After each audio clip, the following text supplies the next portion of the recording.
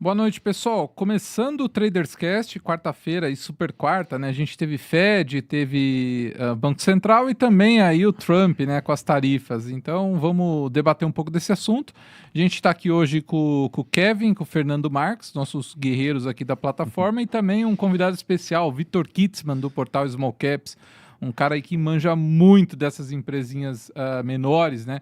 Que pouca gente olha. A gente vai trocar ideia aí, ver como tá a cabeça do Vitor. A gente já bateu o papo aqui antes de começar o programa, teve uns feedbacks bem legais. Acho que para começar até é legal, assim, todo mundo sabe o que a gente pensa, né? A gente tá o tempo todo falando. O Kitzman também tá todo dia na rádio, mas acho que é legal começar aí, talvez com aquela. Você tava falando agora há pouco dessa visão até um pouco mais macro, né, Kitzman? Do que você tem achado para Brasil, para momento de tomar risco ou não na bolsa. Acho que é legal você trazer um pouco dessa visão que você acabou de falar pra gente aqui. Boa noite para vocês, para o nosso público aqui também. Primeiro, até para quem não me conhece, assim, saibam que eu sou um cara otimista. E isso é uma má notícia, porque eu vou trazer da minha opinião para esse momento atual, tá? Começo do ano, para mim, o cenário não estava tão bem desenhado, né? O Brasil realmente não estava muito bem com a questão fiscal, mas a gente tinha empresas tão baratas, mas tão baratas, que justificavam, para mim, qualquer tipo de risco. Então, eu estava comprado, eu cheguei até a me alavancar em alguns momentos, e fui surfando bem esse primeiro momento que as small caps, principalmente, aquelas mais alavancadas, como as educacionais, aquelas do Grupo Simpar, né? Só para dar exemplos aqui, subiram bastante, né? Construtoras, e eu consegui ter um ótimo performance até, sei lá, metade do ano. De lá para cá, os papéis subiram e, para mim, o risco macro aumentou. Então, a gente tem uma situação, principalmente global, com Estados Unidos, com guerra e tudo mais, que piorou um pouco a situação. Para mim, uma tese que estava na minha cabeça, né? Claro que eu não colocava isso como único cenário, mas o Lula vinha perdendo popularidade, e não estou querendo falar de política aqui, mas em termos de mercado financeiro, isso obviamente é um gatilho importante para a Bolsa, tá? Independente do que cada um gosta aqui de candidato, e não cabe a mim ficar julgando aqui, mas o mercado financeiro é fato que gostaria de uma mudança, até por tudo que vai acontecendo, principalmente na parte fiscal do Brasil. E essa mudança agora com o Trump, para mim, dá um pouco de força para o Lula e cria um cenário mais incerto do que estávamos antes. Então, a gente está com um cenário pior, mais incerto e com as empresas menos baratas do que estavam no começo do ano. Ou seja, para mim é momento de dar um passo para trás, aumentar a caixa, esperar oportunidades, tanta empresa ainda barata, mas com uma boa estrutura de capital. Até fundo imobiliário, que é algo que eu nunca tinha comprado, vou ser bem sincero. Primeira vez na vida que eu comecei a estudar com mais afinco e já comprei, estou bem posicionado com fundos imobiliários. É boring, então, para você que está acostumado com vol. É boring total. Minha carteira de fundo imobiliário, eu estou mais ou menos, sei lá, 15 dias, 20 dias com ela, eu fui olhar, está subindo 3%. Eu estou tanto tempo para olhar, 3% de alta, podia ser 3% de queda, a gente que mexe com a ação, 3% não é nada, né? É do dia. É como se, é do dia, né? Não é desse período aí com turbulência, tudo, e nada acontece com meus fundos, está bem diversificada a minha carteira. Então é isso, para mim, assim, o cenário piorou e os papéis estão menos baratos. Então é o momento de você ficar com mais cuidado, tomar mais cuidado, tá com caixa, tá esperando oportunidades e não se afobar comprando só porque tá barato, porque barato sempre vai ter coisa barata na bolsa. O que você tem que ver é o cenário. O cenário está incerto, eu acho que tem que tomar muito cuidado mesmo. Mesmo depois dessa, porque assim, a bolsa também ela não tá na máxima, né? Assim, ela deu uma realização aí de uns 10 mil pontos, um pouco menos, né? Da máxima. Mesmo depois dessa realização, teve muito small cap aí que devolveu, o Fernando sabe, né? Tipo, tem empresa que devolveu 30%, 40% aí já, né? Da máxima acho que tava. a maioria, assim, dos high betas foi uns 20 para cima, 20 né? pra cima. Acho que algumas que não. Mesmo depois dessa realização, você acha que ainda não tá no jogo de voltar a retomar olhar essas empresas? Você acha que ainda é momento de ficar com mais caixa, mais resguardado, assim, de ter alta volatilidade na carteira, Kitzman? Eu acho, mas assim, vamos lembrar também que assim, eu estou tentando falar de uma forma genérica e mais dando minha opinião do meu perfil, né? E eu, sinceramente, eu não me rotulo como um cara de longo prazo. Então, se é um cara assim, um cara que não estuda muito, que simplesmente está comprando coisa barata para o longo prazo, já tem o seu emprego e está montando devagarinho a sua carteira, ok, eu acho que até faz sentido. Para alguém que ainda está montando patrimônio e vive de bolsa como eu, não justifica o risco. Mesmo alguns papéis já tendo voltado 20%, 30%, eu gosto de olhar no ano. O que aconteceu no ano? Essas empresas que eu achava ridiculamente barato, vou dar um exemplo de Ânima, Moura do B, Movida, na média, aí subindo acima de 100% no ano ainda, mesmo com alguma queda que ela tenha tido. Só que elas estão 100% mais caras, né, do que no começo do ano, sendo que a situação hoje, para mim, está pior do que estava no começo do ano. Então, a simetria de risco-retorno simplesmente ficou muito pior. Entendi. Então, não. E como agora falando da parte mais macro, para mim está muito incerto, eu não quero cravar nada, tá? Não estou cravando que Lula vai ganhar, que vai ter uma crise muito grande, que o Trump vai aprontar mais com o Brasil. Não estou querendo cravar, eu quero cravar que a nebulosidade do momento está maior. Então, você teria que ter prêmios maiores vindo da Bolsa para justificar você realmente buscar um beta maior, o que para mim não está acontecendo. Então, é um momento de tomar realmente muito cuidado e se puder segurar com caixa, fica tranquilo que oportunidade de comprar barato você vai ter a vida inteira. A gente às vezes acha, não, é chance da vida. Eu penso, eu mesmo já pensava isso há 20 anos atrás, quando comecei a investir. Sempre tem muita oportunidade. Não se preocupe com isso. Compre no momento certo. Boa. Pode puxar aí, Fernando, pode puxar. Boa. Não, bem legal, cara. A gente tava com uma visão muito parecida aqui, né? O RP da Bolsa tinha ficado ruim, né? A curva, a gente saiu de uma terminal na curva 17 para 12, falava-se de eleição, né? A gente até brincava que todo dia tinha uma notícia do Tarcísio presidente, agora não tem mais, né? Naturalmente, deu uma esfriada nisso, né? Como você falou.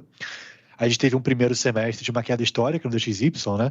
A maior queda do DXY em 50 anos, caiu 11%, basicamente. E não é tão simples de você replicar esse macro tão bom, né? O DXY continuar caindo pra caramba, a eleição simplesmente apontar para um lado só, né? A eleição tem vol, né? Horas vai parecer que o Lula está ganhando mais popularidade, que é o que você está falando agora, e realmente, no mínimo, fez fundo a desaprovação dele, né? No mínimo é isso. E pode ser que continue aumentando um pouco, né? A gente não sabe ainda, desculpa, quem seria o candidato de direita. Mas eu tô, hoje especificamente, né, Vitor, até compartilhar com você, o pessoal do TC Viu, taticamente eu comecei a mudar um pouco esse risco da carteira, né? Eu gostei hoje a gente teve um problema, né, recentemente, a tarifa para o Brasil, essa escalada, e ao mesmo tempo, não só o Brasil, nossos pares de Latam caíram, né? Não foi só o Brasil, o DXY subiu, só que o Brasil caiu bem mais, porque a gente teve essa piora de Latam, o DXY subiu pra caramba hoje também, mas junto aqui a essa incerteza a mais, né, que piorou a matriz de risco. E por mais que possa não parecer tão intuitivo, hoje eu acho que deu uma desescalada na situação. A sanção foi exclusivamente numa pessoa, né, no Moraes, e teve uma desescalada das tarifas, uma cacetada de isenção, né? A tarifa efetiva, média, né, caiu de 50 para 28, para ter ideia, de tantas coisas que ficaram isentas. Isentas fica com 10%, né, que era o original. Eu acho que isso representa, no mínimo, uma desescalada. A gente teve o Copom agora também, e nessa brincadeira, que o Ibov caiu um pouquinho, etc., né, a curva que chegou a marcar uma terminal de 12 foi para 13 e pouco. Esse foi o nosso estresse. E a Bolsa acabou que caiu bem mais do que a curva de juros abriu, né? A curva de juros abriu pouco.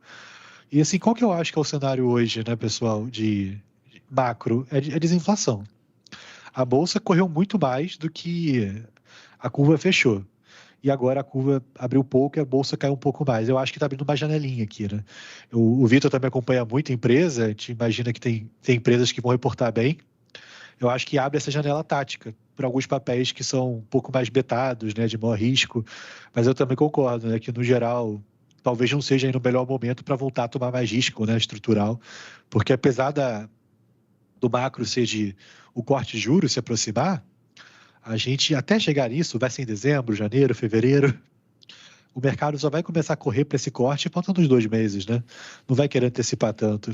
E os valuations não estão tão baratos. Eu acho que o exagero saiu, tá? Para ser sincero, tá, Vitor? Eu não sei qual a sua opinião nisso. A gente estava com o Itaú a 2,2 book, né? O Massa vendeu até a alma de Itaú recentemente. Estava com vários papéis subindo, assim, sem parar, né? Você pega um exemplo, a C&A, a própria Renner, que eu comprei hoje, cara, estava de 17, 18 lucro, né? Aí tudo bem, uma caiu 30, 20 e pouco, outra caiu 20, assim, não é que ficou de graça, né? Mas é justa. O momento tá bom, então não fica algo tão caro, acho que é essa a palavra. Então, eu imagino que tenha aberto uma janela tática. Uma posição que eu tenho em comum com você, também estou animado aí, pelo menos nessa janela atual, é Brava. Se eu até puder perguntar para você sobre ela, qual que é a sua visão para ela? É mais tático? Você quer carregar? Você enxerga essa desalavancagem da Brava vindo, podendo valorizar mais o equity? Como é que tá a sua cabeça para ela? Bom, assim, Brava em especial é uma empresa que eu acompanho há bastante tempo, especialmente quando era Enalta, que eu gostava mais do que quando virou Brava. O ativo bom lá para mim é Atlanta, que veio da Enalta, né? E me incomoda um pouco a alavancagem, mas assim, quando veio essa questão, eu pensei, o que faz sentido ter que não, mesmo em qualquer cenário de Lula, de Trump, de, sei lá, qualquer coisa que a gente puder pensar, tem menos risco e até com o câmbio subindo melhora. Você trabalhar com commodities, né? E qual commodities que eu, nesse momento, confio mais? Petróleo. Daí tem questão China, que quando você fala minério, ouro também eu confio, mas o que tem é Aura e já subiu pra caramba, né? Então, e celulose, mas que nunca tem barganha, né? Tá sempre mais ou menos bem precificada as empresas que a gente tem. Então, eu achei que seria legal ter uma empresa do setor. E eu, sinceramente, gosto de todas do setor. Gosto de Prio, gosto de Recôncavo, e gosto até de Petrobras. Só que o que está acontecendo com a Brava, vocês estão acompanhando, né? Estão fazendo uma nova interligação lá dos postos de Atlanta. Vão chegar rapidamente, provavelmente nos 50 mil, que é a capacidade diária deles. Ouvi falar até, daí acho que não é nada oficial da empresa, mas que poderia até passar dos 50 mil que eles colocaram como capacidade máxima em alguns momentos, ou seja, dá para trabalhar realmente mais próximo de 50 mil, podendo chegar até em alguns momentos pontuais, não de forma definitiva nos 60. Então, só aí, com lifting cost muito baixo, então, eles falam sempre abaixo de $10, tá? Eu cheguei a ouvir falar em 6, 7 dólares. Cara, vai ser uma impressora de dinheiro Atlanta. Daí você tem os outros riscos, os outros ativos com lifting cost pior, com uma estabilidade não tão boa como deve acontecer com a Atlanta, mas faz com que a companhia, olhando só a participação dela, possa girar agora no segundo semestre muito próximo de 100 mil barris dia, o que a Prio está dando hoje, para vocês terem ideia. Só que ela vale muito menos do que a Prio. Eu sei que não é comparável, a Prio está em outros projetos, tem um lifting cost geral muito superior, uma alavancagem muito mais baixa, mas mesmo assim, fazendo a conta, o yield de geração de caixa dela previsto, principalmente para quando estabilizar essa questão de caixa, dá para pensar acima de 30%. Então, para mim, é uma porrada, é uma empresa muito barata. Eu gosto da gestão atual da companhia, né, que prevaleceu na gestão a equipe da Enalta. E setorialmente, para mim, faz sentido ter no portfólio. Não concentrar, né, mas dentro da diversificação do portfólio, para mim faz sentido ter commodity, e para mim petróleo e Brava seriam os tiros mais certos nos preços atuais. Dentro de petróleo, é só Brava que você tem hoje? Só Brava, mas eu teria, sinceramente, qualquer uma das outras, tá? É que eu não sou do tipo de diversificar tanto em ação. Eu também não gosto muito, não. O que eu menos conheço, que é fundo imobiliário. Daí eu diversifico, eu não conheço muito. Daí eu vou de baseada. Setorial é chato, né, diversificar, né? Você estuda pra caramba uma empresa para pegar 2, 3 iguais, né? Não. Tem que ganhar forte em cada uma. Se é pra errar, erra bonito. Com convicção. Eu concordo. Eu sempre tive esse problema também. Boa. Acho que podemos aproveitar mais aí o Kitzman. Beleza, tá em esse cenário talvez um pouco mais incerto aqui, mas vamos lá. Se você tivesse... Vamos dizer que as coisas se resolvessem amanhã. O cenário volta para ser o céu de brigadeiro aqui para o Brasil. Quais são as empresas que você quer estar comprado nesse cenário? O que você mudaria ali na carteira? Tipo, se o cenário ficar bom, eu quero estar comprado nessas empresas aqui. Olha, daí tem muita coisa boa, né? E posso pensar, vou falar, acho que num horizonte um pouco mais longo, tá? E não estou falando de longo prazo de 20 anos, estou falando de mais longo até ano que vem. 12 meses. 12 meses, Então, eu acho que muita empresa vai começar a andar bem. O primeiro momento, a gente sabe, né? Vai ter um descolamento, porque a despesa financeira das mais alavancadas vão trazer um problema seríssimo na última linha. Eu acho que o mercado até ignora um pouco esse primeiro momento, mas vai vir uma dor de barriga e depois começa a estabilizar, as empresas vão gerar mais caixa, vão fazer reajuste de preço. Então, eu acho que E tem empresa muito boa, só que tem contratos longos. Vou dar um exemplo aqui, já começando. Vamos. Uma empresa muito boa, só que são contratos de 5 anos. Você não consegue repassar um custo de CDI, vamos chamar assim, tá? Eu sei que é uma despesa financeira, mas vamos chamar aqui de custo só para simplificar, de uma hora para outra. É contrato de 5 anos. Conforme vai vencendo, você vai conseguindo precificar melhor os seus contratos e ganhando dinheiro. Então, a Vamos, por exemplo, é uma empresa que eu não teria comprado agora, mesmo que o cenário melhorasse. É esperado são esperados resultados ruins para os próximos 1, 2, 3 trimestres, para depois começar uma melhoria boa. Mas o nível de desconto que a empresa está frente ao potencial que ela tem é insano. Então, pensando já para um prazo a partir de 9 meses, chegando em 1 ano, que a gente está falando aqui, para estar posicionado e depois surfar com mais calma, Vamos é uma que eu gosto bastante. Na mesma linha de empresas mais arriscadas, mas daí com um pouco menos de liquidez, até a gente comentou um pouquinho aqui, eu acho que, primeiro assim, setorialmente, eu acho que as de educação ainda estão baratas, só que hoje menos baratas, né? Eu gosto de várias delas, mas tem Nossa, agora fugiu o nome de EAD, que a gente acabou de comentar, Vitro. como chama? Vitro. A Vitro. Cara, a Vitro é barata demais.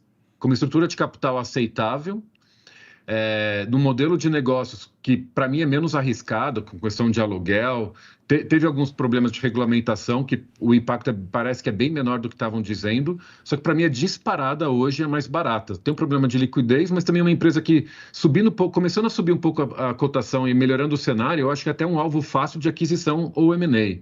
Então... isso que rola nos bastidores dela, né? Que em algum momento aí vai ter alguma fusão ou aquisição, porque ela quer até tirar, em parte, esse risco de ser full EAD, né?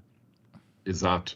Ela tem uma parte de medicina já também, que ajuda bem nos números. Mas é bem pequenininha, né? Eu gosto, não sei se vocês conhecem, mas assim, ela está indo muito bem em algo que... Eu não acredito muito na educação superior, no modelo que é feito no Brasil, tá? Eu acho que é muita faculdade de má qualidade, formando profissionais que não faz sentido. Para mim seria muito importante o Brasil crescer em cursos técnicos. E parece que esse movimento está começando a acontecer. E a última vez que eu falei com eles, tipo assim, eu não lembro o número exato, mas a cada 100 vagas que são aprovadas por ano, tipo 30, 40 são deles. Os caras estão crescendo, para mim, aonde também tem que crescer setorialmente dentro da educação. Fora a pós-graduação, que daí também acredito. E o EAD, para mim, é muito mais fácil crescer quando você tem qualidade do que no presencial. Então, ainda mais com o trânsito, com tudo, todo mundo quer um pouco quer esse híbrido, né? E está migrando até pela regulamentação para o híbrido. Então, eu gosto do modelo, acho a empresa mais barata, tem possibilidade de aquisição, então eu acho que é outra empresa aí que pode surpreender se o cenário, né, melhorar. Porque, assim, antes do operacional vai vir a narrativa. A gente precisa que a narrativa pelo menos melhore. Pós-narrativa, né, ou tirando narrativa da conta, eu acho que o operacional dela vai justificar ou justificaria já hoje um upside absurdo, o maior do setor para mim. Boa. Eu conheço um amigo gestor que ele fez uma troca não muito favorável, que no meio do caos, assim, ele falou, cara, quer saber, ele tinha, acho que Ânima, Cogna e Vitro. E ele falou, vou ficar na mais barata, que eu tenho mais confiança. Saiu de Cogna e Ânima e foi pra Vitro. E a Vitro foi a única que não andou. E, cara, assim, pode ser agora, né? Justamente por ela não ter andado, agora pode ser um bom momento também pra ela fazer esse catch-up com o setor, né? Porque ela ficou pra trás, né? Você vê que praticamente tudo subiu 100%, né? Ânima, Cogna, subiu quase tudo e ela ficou realmente para trás. Tem também uma discussão que rola, que é esse risco de regulação nela, né?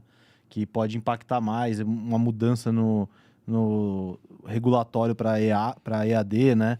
E acho que até por isso que ela quer fazer alguma fusão aqui para tirar parte desse risco, mas é um nome legal mesmo. Boa. Até aproveitar o tema, desculpa, Vitor, só aproveitar que você foi de educacional, olha como é interessante isso, né? O Rafa acabou de mandar aqui para mim, o Safra mandou um preview de educacionais agora, né? E agora, nessa altura do campeonato, o que eles fizeram? Deram um upgrade em Cogna para Outperform, dizendo que a Cogna está claramente se destacando. Destacando. Cara, essa Sakura vai ser maciada hoje na minha vida, cara. Eu vou me estressar pra cacete. Mas, assim, é engraçado isso, né? Era um setor muito odiado, né? O Vitor tinha Anima, deve ter sofrido com Anima por um tempo, né? Assim como eu sofri com Cogna.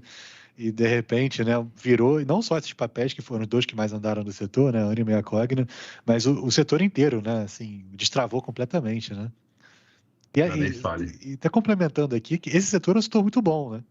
Que virou uma bolha com fiéis, veio o EAD junto com o Covid e virou uma coisa esquisita. Mas ele está mostrando de novo que é um setor bom, um setor resiliente, né? E é mais curioso ainda que muitas vezes o sell-side comparava, não sei por quê, saúde com educacionais. Aí sempre ia com aquele argumento, mas saúde, healthcare, tem que falar inglês, né? Healthcare é mais estável, mas aí você pega todas de saúde, um lixo de performance. Aí você pega as educacionais recentes, né? É muito curioso as narrativas. E agora a saúde está ficando com coisas interessantes, né? Mas enfim, tive que fazer esse complemento aqui quando eu vi esse upgrade da Cognite falando do assunto. Veio a calhar. Muito bom. Ô, Vitor. Oi. Não, pode falar. Eu ia citar mais uma que eu falei só de duas, né? Que eu acho que é legal falar, pelo menos mais uma setorial, mas se quiser eu volto para falar dela mais para frente, para mudar de assunto.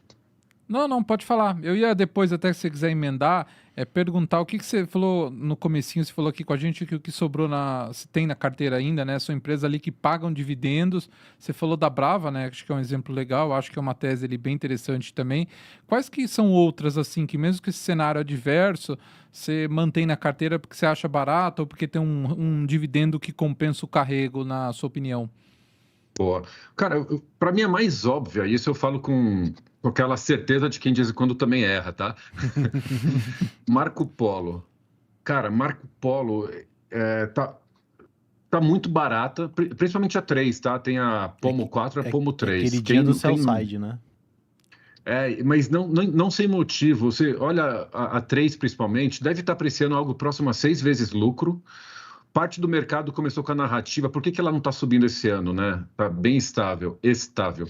Porque estão falando que é topo de ciclo. Mas quando você conversa com a empresa, vê os indicadores do Brasil e do mundo, que ela não é uma empresa só brasileira, ela tem operação no mundo inteiro praticamente, né? Tem fábrica em tudo que é lugar, de África do Sul, Austrália, acho que Argentina, México, uma potência, a gente não tem noção. Eu estava no Panamá e eu vi ônibus da Marco Polo, juro para vocês, assim, falei, caramba, não sabia que tinha aqui também. Mas no caso lá deve ser exportação através do Brasil. Todas as geografias que eles estão vendo o crescimento, tanto de vendas quanto de margens.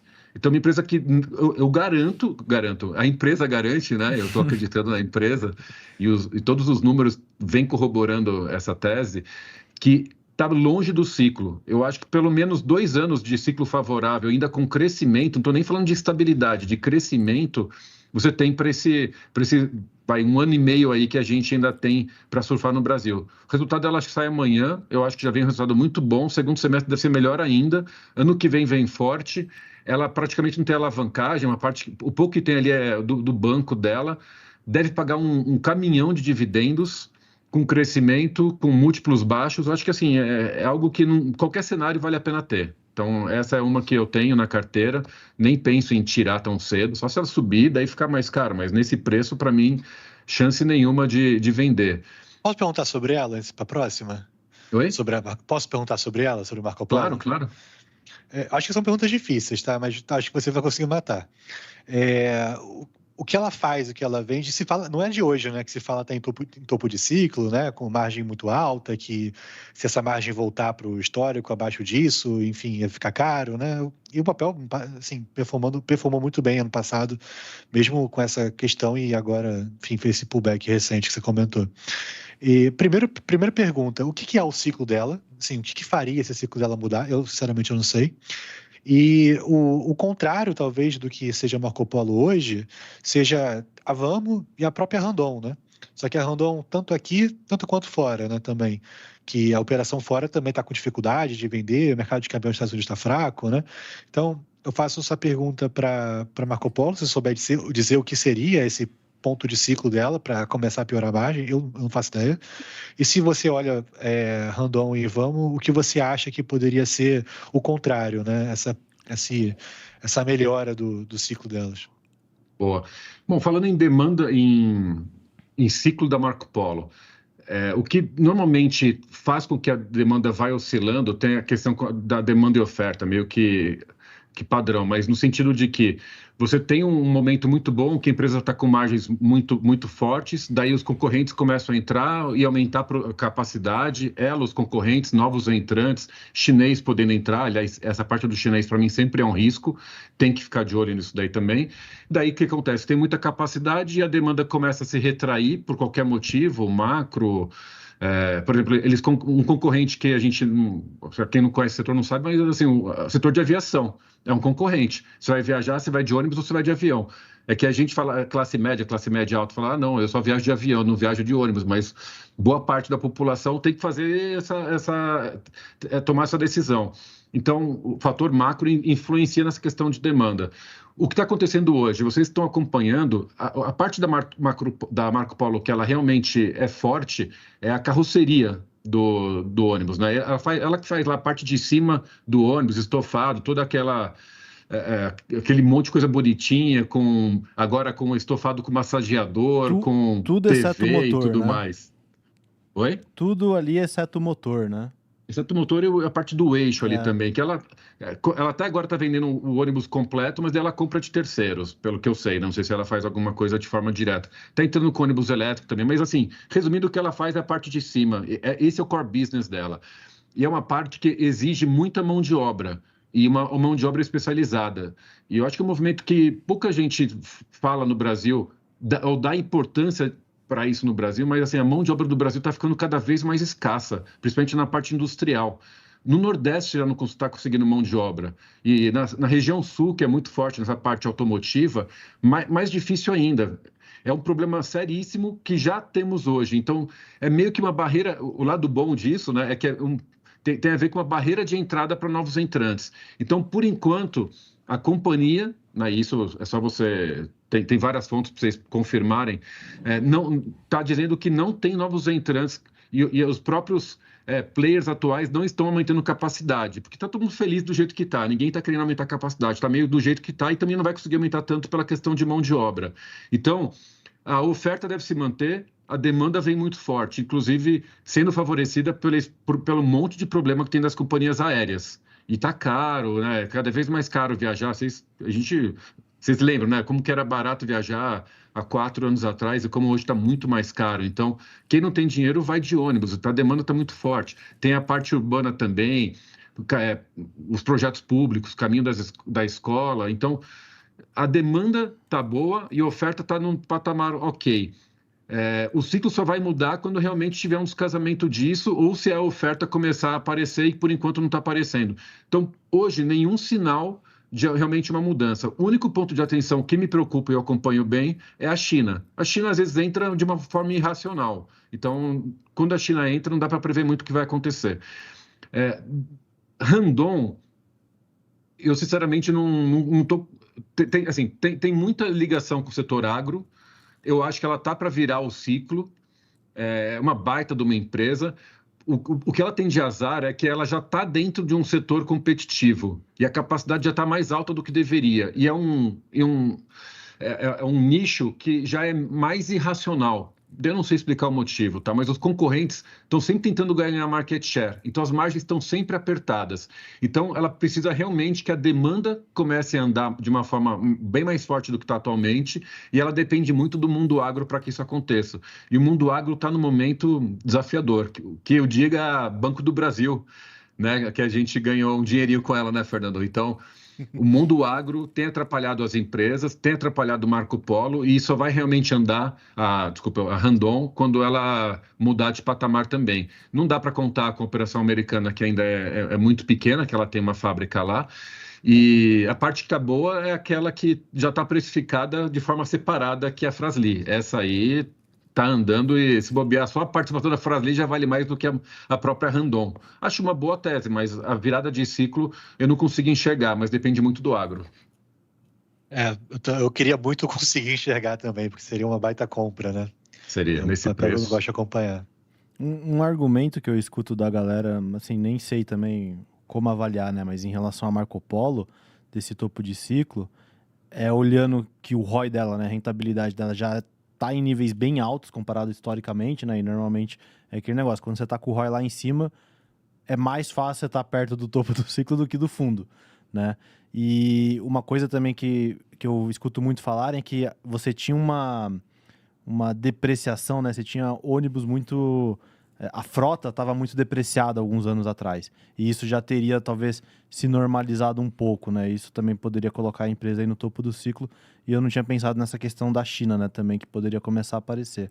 Mas a empresa é mega barata, né? Eu falei que era aquele dia do sell side, porque todo relatório que você olha, a galera da compra a 12, 13 reais de alvo, né?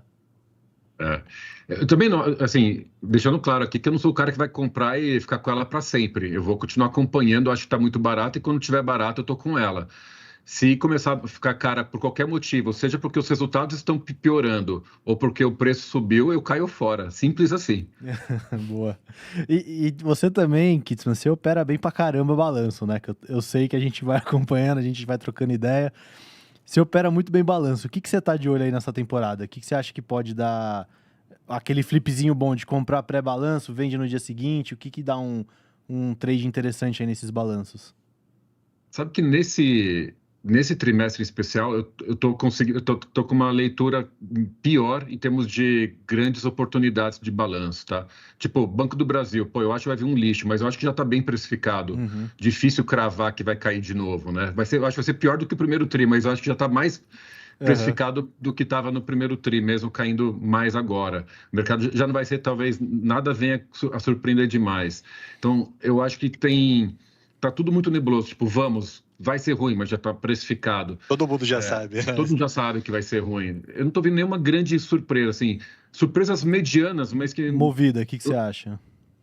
Acho que vai ser a melhor do grupo, mas justamente a que mais subiu também. Engraçado, tô achando que muita coisa já o mercado antecipou. Mesmo com esse negócio do IPI verde, você acha que isso daí não entra no balanço de forma prejudicial ali? Então, o que eu acho que a Movida tem de bom é que, ao contrário da Vamos, metade da operação são contratos super curtos. Então, ela vem conseguindo antecipar essa questão de taxa de juros alta. Então, ela está conseguindo repassar preço de uma forma muito mais rápida. Fora isso, ela vem também comprando... Não sei se vocês viram os títulos que eles têm no mercado secundário, muito mais caro do que eles emitem. A liquidez é menor, mas eles conseguem comprar, claro que num volume menor, o que ameniza um pouco esse impacto na despesa financeira. Isso daí vira receita financeira, então quando você olha a despesa financeira, nunca é tão ruim quanto a gente imagina. Né? E eu acho que ela está sempre fazendo esse bom trabalho. Há algum tempo já, tá? Eu acho que a Movida vem fazendo um bom trabalho há bastante tempo. Então eu acho que ela vai vir com um bom resultado, mas ela subiu também. Eu acho que no ano deve estar subindo 100% também. Foi para 80 já, caiu rápido. Ela caiu 30 do topo sem parar, né? Mas eu acho que no caso dela também teve... Grande parte dessa queda foi no dia do anúncio do IPI verde. Foi, lá, né? Caiu 20 que começou a perder movimento. Bem violento. E meu receio só é esse negócio entrar no balanço de alguma forma, né? Tipo, eles fazerem um impairment grande e isso, enfim, o mercado botar isso no preço. Que assim, a gente o feedback que eu tive é que não vão botar. Não vai ter, Localiza, eu acho que bota, que mas o Movida não, tá? A Localiza acho que vai botar. É que a Localiza, ela também demorou mais para fazer, né? A Movida, ela é mais safa nesse sentido, assim, de eles vão fazer no impairment sempre aos pouquinhos, né? A Localiza demora mais e aí faz uns movimentos mais bruscos, normalmente. O feedback que eu tive é difícil cravar, né? Mas aqui não coloca. Eu tô animado com o balanço da Movida, mas para mim já tá não no preço. Tá no preço, tá barata ainda, mas tá tudo barato, ela tá menos barata do que eu gostaria para um posicionamento nesse momento. Uma que eu tô posicionado, e essa é mais de risco e tem uma narrativa ruim, mas por tudo que eu estudo, eu acompanho bem, eu acho que vai ter um resultado que talvez surpreenda o mercado, que até porque ninguém tá olhando direito, é a Mitre. A Mitre, uma conta burra assim, ela vale 400 milhões de reais, tá? Eu vou comparar com a Trisul, que é uma que todo mundo conhece aqui, ainda mais que é de São Paulo conhece. Então, Mitre e Trisul são duas bem conhecidas. A Trisul vale na bolsa 1 bi de reais. Ambas venderam 300 milhões no segundo tri, sendo que a Mitre nem lançou. A Trisul lançou pouquinho, tipo 50 milhões. Então, venderam a mesma coisa. E a Mitre tem muita entrega e todas bem vendidas para serem feitas daqui para frente. Então, eu acho que todo trimestre vai vir com um pouquinho de melhora no POC, né, que acaba tendo uma receita melhor, com margem bruta um pouco melhor, fazendo o resultado final, a última linha, e crescendo. Ela paga bons dividendos e no ano eu acho que vai desalavancar. Então, eu acho que já nesse segundo tri ela vai mostrar um sinal para o mercado que o mercado pode começar a gostar. E vocês lembram do problema de Trancoso? Eu ia perguntar disso. Vocês lembram desse problema, né? Depois disso que eu parei de acompanhar a empresa. O controlador vendeu o terreno para a companhia em Trancoso, que ninguém no mercado, inclusive eu, ninguém gostou. Mas um detalhe é que do terreno, eu não lembro o valor, acho que é tipo 12 milhões de reais, alguma coisa assim. Eles estão fazendo 3 imóveis ali, 3 casas com o nome Daslu, Vila Daslu. E dos 3, um já venderam com uma margem boa, agora no segundo trimestre. Ou seja, meio que está pago aquele terreno. Uhum. Rapidinho vão esquecer esse problema e vão até falar, olha, não foi tão ruim assim, tá vendo? Trouxe um bom resultado. Sim, tivemos um problema de governança, eles já assumiram isso, mas bem ou mal vão mostrar que gerou valor para a companhia mesmo com essa questão de governança que é ruim. Eu acho que não deveriam fazer mesmo quando vale a pena. Ela ainda está com aquele desconto que ficou em relação às outras, porque depois disso daí eu lembro que o grande lance é que ela entrou com um desconto enorme, né, em relação aos pares, e aí ficou essa discussão, beleza, mas esse desconto não vai fechar enquanto tiver um problema de governança. Ela ainda está com esse desconto? Daria para fechar agora? Ela vale 40% do valor patrimonial. Bem barata. Olhando o preço sobre lucro, para esse ano deve ser umas 3, 4 vezes, no pior cenário, 4 vezes nas minhas contas. E ela só é mais cara do que, vamos chamar de empresas ainda mais complicadas, como Gafisa, aí esquece. Helbor e Tecnisa, são as que eu estou lembrando agora. De resto, ela é disparada mais barata. Não, pro que ela entrega, porque ela era realmente muito boa, né? Entrega muito resultado. O que micou o papel foi esse negócio da governança. Se isso aí sair do preço de alguma forma, e ainda mais pro setor que andou, né? O setor andou pra caramba. Eu acho que andou nesse uns 40%, acho que tem espaço para andar mais. Paga dividendos e está desalavancando. Então, eu acho que, para mim, é uma tese interessante, de risco, não é o momento, pela narrativa, né, aquilo que eu comentei desde o começo, mas assim, eu também não, apesar de eu achar que não vale a pena estar concentrado, eu tomei uma decisão de ter uma dessas mais controversas, vamos dizer assim, ou que não seria o ideal pelo momento atual. Mas como ela paga dividendos, eu fico um pouco mais confortável. Diferente de uma Helbor, que, por exemplo, você tem que ter a narrativa e ainda por cima não pagar dividendos, então você fica só à mercê do preço de mercado. Ela não. No pior cenário, parte disso vai voltando via dividendos, e eu tenho um yield para ela nesse ano de 15%. Um dividend yield de 15% não está ruim para mim. Pô. Boa. Então, bem legal. Algumas aí que eu passei. E se a gente puder perguntar também, um setor que andou muito, a gente até brincou, né? Eu nunca tinha visto o Itaú subindo 50 no ano, Massa falou isso também. Agora não tá mais, né? Realmente não tá. Dentro de bancos, né? Assim, eu acho que o grande exagero saiu, o Bradesco brilhou, né? O Micão, o Banco do Brasil, que era o amado por todos, né? Eu e o Massa sempre brincava. A R$30 era 4 vezes lucro para sempre, né? Aí, de repente, esse 4 vezes lucro virou 6, 6 e pouco, porque o lucro esperado caiu pela metade, né? E, enfim, algum banco te chama a atenção hoje? Bom, eu estou vendido via put em Itaú também, tá? Na torcida aí para o mercado começar a bater, mas já estou ganhando, comprei faz pouco tempo. Vendi até um pedacinho já, mas não, eu adoro o Itaú, só acho que no momento atual não faz sentido carregar nada caro. Então, acho que faz sentido tá vendido, comprar put, que é o meu caso. Cara, eu sou muito fã do Banco Inter nesses preços, muito. Eu acho muito barato, eu acho que é uma tese de crescimento praticamente garantido, e o mercado adora crescimento. Eu acho que ele é muito bem gerido, tem muito potencial até para outras áreas, né? Eles nem se enxergam só como banco, uma plataforma, um wallet, né, que eles falam. O trabalho que eles fazem é uma coisa absurda, então gosto muito, não tenho, de novo, pela narrativa, se eles pagassem um bom dividendo, talvez até estivesse. Mas é um papel que provavelmente, se continuar muito tempo com preço barato igual tá e mudar um pouco a narrativa, hoje é o banco que eu teria. Não sei se é bancão que você queria mesmo, bancão Itaú, Bradesco. Não, mas eu também... Tá ótimo, grande, né, também. Banco Inter não é pequeno, não. É maravilhoso. Eu gosto bastante de Inter também, cara. Acho que uma das poucas coisas que eu pudesse escolher de pegar e carregar seria Banco Inter. O Ulig tá Foi. Tô vendendo, sem agora, vendendo no mas eu Nubank. Eu nem sei, ele tava caído esse ano, né? Como é que tava? Não, ele Não tá lembro bem também no agora. ano, Tá tá bem. subindo. Tá bem? Tá subindo. Quando é que ele caiu pra caramba? Foi ano passado, né? Que ele caiu pra caramba? Ele Não caiu. lembro. Não, faz Acho que tempo foi. que ele caiu pra caramba. Acho que foi 23, 22. Sim. O topo dele foi em novembro do ano passado. É caro, né? Eu não acompanho muito de perto, não É sei só se 7 você vezes olha. book só. É barato. Caro demais, pelo amor de Deus. Ô, Vitor, você tem que sair, né? Pô, Tenho. queria agradecer aí muito o TCCast, depois a gente... TradersCast, a gente mudou o nome agora. E depois a gente marca aí com mais calma aí, mas se você quiser dar algum destaque final, aí depois a gente vai puxar umas perguntas Deu aqui. bons nomes pra gente olhar aí. Sim, vamos olhar. E vamos passar uns pra você olhar também. Boa, depois eu assisto um Meu complemento aqui trabalho é da... convencer você de Light agora, Kitzman. Pô, vai ser um prazer estudar essa. Faz tempo que eu não olho, mas legal, gostei da provocação. Bom, primeiro me desculpar, né, por não conseguir ficar até o final do programa. Eu acabei já assumindo outros compromissos e teve a super quarta que acabou nos fazendo atrasar um pouquinho no programa e infelizmente, acabei assumindo um outro compromisso que eu tenho que sair correndo daqui a pouquinho. Agradecer muito o convite de vocês, assim, é muito gostoso essa conversa, vocês entendem demais, assim, eu queria até participar mais, me chama mais vezes, por favor, Pode que deixar. é Bora. muito prazeroso para mim.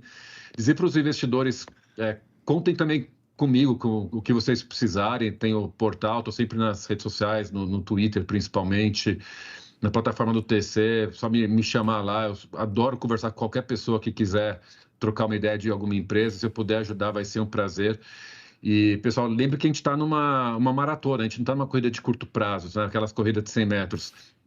O nosso objetivo é ficar vivo. Então, se o momento você perceber que está desafiador, não se entope de risco, não concentra demais num papel mais arriscado. Vamos com calma que todo mundo vai ganhar dinheiro se comprar na hora certa e saber ter a diversificação correta, planejada. Então, nesse momento, minha sugestão é muita prudência, Não, tá e bom? se eu pudesse salientar uma coisa que você disse no comecinho, que eu concordo 100% e que eu também sofria desse mal quando eu comecei no mercado, é da gente achar que a gente sempre está perdendo a maior oportunidade da vida, né, quando a gente vê uma ação barata. E a real que a gente vai descobrindo com o tempo é que sempre tem oportunidade na bolsa. A bolsa pode estar 200, 300 mil pontos, vai ter alguma oportunidade. Então, é isso. No momento que você achar que é para ficar seguro, fica safe, fica com mais caixa, a oportunidade vai vir. Valeu. Isso aí, Kitzman. segura a ansiedade. Forte abraço, pessoal. Obrigado, hein? Obrigadão pelo Valeu, convite. Vitor. Abração, muito boa obrigado. noite. Boa. Bom, perguntas? Bora. Bora lá. Pessoal, quem tiver pergunta aí, por favor, mandem no YouTube e no TC. Que a gente pode aproveitar aí também para falar um pouquinho de super quarta aí, que a gente não falou nada, né? O que você achou aí, É Fernando? verdade. Fed, Banco Central, eu não consegui nem ver ainda. Eu só vi que ficou 15. Eu não consegui nem ler nada ainda. Ainda bem, né? Imagina. Mas, enfim, o que você achou aí? O que você tem visto aí do Fed? Cara, eu achei o Powell bem mais duro, tá? Show. Achei que ele foi num tom assim do tipo, deixou em aberto, Foi. mas não tá querendo cortar, não. Eu tava achando que ele seria um pouco. Acho que ele se vingou do Trump, né? Naquele dia que ele foi na obra ali. Cara, o Trump é muito escroto. Vocês viram aquele Sim. vídeo, né? Foi um melhor constrangimento que eu já vi. Ao Cara, vivo, né? Foi muito escroto. Ele pegou uma obra de sei lá quantos anos atrás e tacou no orçamento atual, na Sim. frente do cara. Enfim, a vingança tá feita, né? Eu acho que foi um pouco mais hawk, né, do que o mercado esperava, né? Até reagiu mal, mas depois veio os balanços das empresas, ele tá subindo pra cacete infinito já de novo, né? Uhum. Os futuros do S&P, então não sei se vai mudar a dinâmica lá, né, Kevin? Porque Pode ser que continue, mas o meu receio é que, beleza, vamos dizer que ele não corte agora em setembro, que ele queira esperar um pouco mais. Se a gente não tiver colocando já aqui um cenário ainda mais arriscado ainda, né? Que é um cenário de tipo assim, cara, e se eles começarem a ver que não tem espaço para cortar juros esse ano?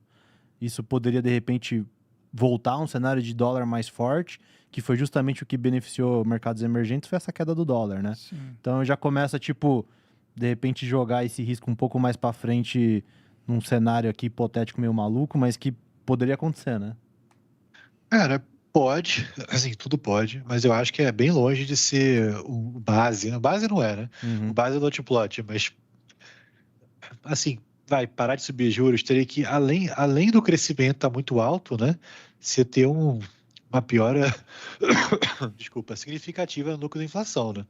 E eu não sei se é tão óbvio isso acontecer, porque não é só energia. Vamos supor que o petróleo vai para 80. Não é isso que vai fazer o Fed deixar de cortar seguir o dot plot. Porque housing, etc., shelters, né? Não vai deixar de seguir a trajetória desinflacionária atual. Então, eu acho que tem que ter um pivô muito forte na parte de inflação, que pode acontecer, né? Por enquanto, ainda não aconteceu. Mas eu acho que parar de cortar é provável. Mas se acontecesse, claramente, né, cara? O DXY ia voltar a acelerar e ia ser um cenário bem ruim para emergente, para Latam. É um risco aí.